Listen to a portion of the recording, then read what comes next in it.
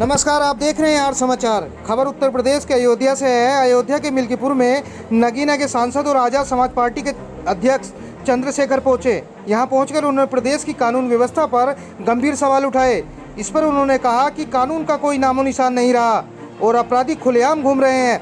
छोटी बच्चियों के साथ हो रही घटनाओं को लेकर उन्होंने मुख्यमंत्री पर जमकर हमला बोला और कहा कि मुख्यमंत्री के दावे केवल हवा-हवाई हैं। मिल्कीपुर विधानसभा के 5 नंबर मैदान में जनसभा को संबोधित करते हुए चंद्रशेखर ने आरोप लगाया कि प्रदेश में कानून व्यवस्था पूरी तरह से समाप्त हो चुकी है। अपराधियों में कोई डर नहीं रहा। रोजाना अपराध बढ़ रहे हैं। अयोध्या में नाबालिग बालिका के साथ हुई हालिया घटना पर उन्होंने बोला कि हमारी टीम पीड़ित परिवार से मिल रही है। घटना के संबंध में मैंने जिला अधिकारी से भी बात की है। इस घटना में जो भी दोषी हो उसे कतई बख्शा नहीं जाएगा और जो योगी बुलडोजर चला रहा है हम इससे सहमत नहीं है, क्योंकि परिवार का एक सदस्य अपराध करता है तो सजा पूरे परिवार को भुगतनी पड़ रही है। सभी न्यायपालिका पर भरोसा रखना चाहिए। तो कब तक आप इस भीख के चक्कर में पड़े रहोगे? लोकतंत्र में वो शक्ति है कि जो हाथ आपका आज मांगने की तरफ है, अगर वोट से ताकत बना लोगे तो मांगने वाले नहीं रहोगे देश में, देने वाले बन जाओगे। जिस दिन देने वाले बन गए उस दिन आपको गर्मी में फंसना नहीं पड़ेगा। बताओ, नौकरी देने की शक्ति किसके पास है? मेरे पास है या सरकार के पास है? बताओ, रोजगार देने की शक्ति किसके पास है? मेरे पास है, सरकार के पास है? बताओ, अच्छे हॉस्पिटल बनाने की शक्ति किसके पास है? मेरे पास है, सरकार के पास है? बताओ, धंधे लगाने की शक्ति किसके पास है? मेरे पास है, सरकार के पास है? बताओ, अच्छे स्कूल खुलवाने की जिम्मेदारी किसके पास है? ताकत किसके पास है? मेरे पास है, सरकार के पास है? बताओ, सब कुछ तो सरकार के पास है।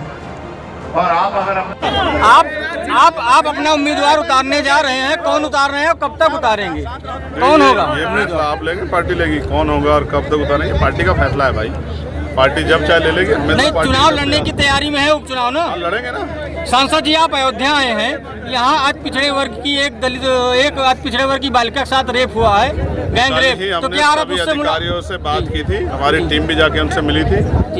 कार्रवाई हो रही है और मैं चाहता हूँ कि कठोर कार्रवाई हो, कोई निर्दोष उस पे उसका उत्पीड़न न किया, कोई दोषी बचे ना।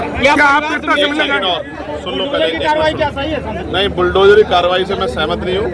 बुलडोजरी कार्रवाई इसलिए सहमत नहीं हूँ, अपराध एक करे, आदमी करे और उसके पूरे परिवार को सजा मिले, ये नहीं होना चाहिए। और फिर मैं कह रहा हूँ, न्यायपालिका पे हमें भरोसा रखना चाहिए।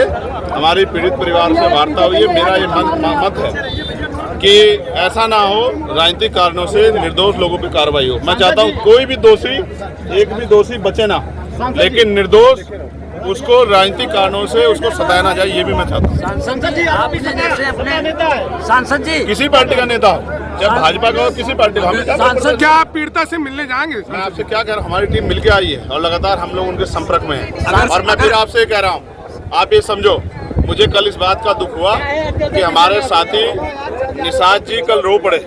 मुझे बहुत तकलीफ हुई, मगर मैं समझता हूं कि अगर कैबिनेट मिनिस्टर बन के भी आपको रोना पड़ रहा है और न्याय में देरी हो रही है, तो फिर ये आप काहे के कैबिनेट मिनिस्टर हैं? तो मैं आपको स्पष्ट रूप से कहा, मैं उनकी जगह होता तो ऐसे आरोप ऐसे अपराध करने वालों की जो है ऐसे सख्त सजा मिलती, और जो पुलिस के लोग, जिन लोगों ने लापरवाही की, उन पर भी कार्रवाई होती। तो ये सब क्या होता है, तो समझना पड़ेगा।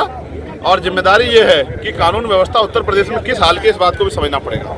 कोई अधिकारी अच्छा काम करता है तो नेता उसको जो है जीने नहीं देते, और कोई उनके हिसाब से काम करता है तो फिर ये सब होता है। इसलिए मैं आपसे कह रहा हूँ, किसी भी बहन बेटी का अपमान नहीं होना चाहिए। इसलिए कठोर से कठोर कार्रवाई हो और इसकी कठोर जांच हो, क्योंकि जांच होने से ऐसा ना हो तो कोई और आदमी जो है जो लिप्त बच जाए, लेकिन कोई निर्दोष भी उस पर कार्रवाई ना, उसका भी ध्यान रखना पड़ेगा। सांसद जी, आप अपने नाम के सामने चंद्रशेखर रावण लिखते थे, आज हमने बोर्ड पे आपने देखा कि चंद्रशेखर आजाद लिखा। तो भैया 27 में अगर गठबंधन की बात चली सपा बसपा की तरफ से, ये बताओ, इससे मिल्कीपुर का जो नाम वाला तो बताओ, मिल्कीपुर की जनता को रोजगार इससे मिल जाएगा क्या? हम मिल्कीपुर में हैं, अयोध्या के लोगों के जो मकान टूटे वापस हो जाए क्या?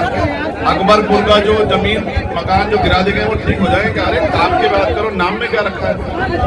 शासन जी, एक छोटा क्वेश्चन, आपने सबकी आवाज सांसद में उठाई, पुलिस और अन्य लोगों की, मीडिया की भी आवाज क्या सांसद में उठाएंगे? मीडिया की आवाज आपने अगर सुना हमने कहा जिस तरह मीडिया के लोगों को दबा जा रहा है ठीक नहीं है, और मीडिया के लोगों की सुरक्षा व्यवस्था अच्छी हमने आवाज उठाई। आप ध्यान रखा करो हमारी बात में, ठीक है। आखिरी बात सुनो, मिल्कीपुर हम लोग लड़ेंगे और मेरा भरोसा है मिल्कीपुर हम लोग जीतेंगे। धन्यवाद।